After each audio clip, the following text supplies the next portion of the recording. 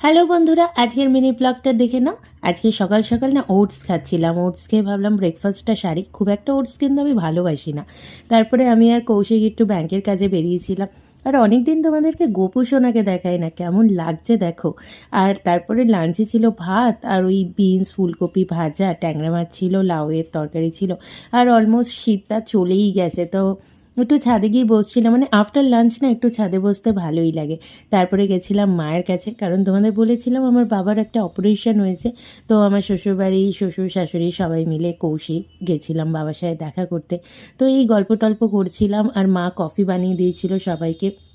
আর আমি না একদম ওই দুধের সর খেতে পছন্দ করি না। তো তারপরে কফি টফি খেয়ে তারপরে বাড়ি এলাম। আর আজকে রাত্রিবেলা ছিল বেগুন পোড়া, সাথে গরম গরম রুটি, আর ছিল অমলেট। তো বেগুন পোড়াটা ওই টমেটো, পেঁয়াজ কুচানো, ধনেপাতা, কাঁচা লঙ্কা, কাঁচা সর্ষের তেল, নুন টুন দিয়ে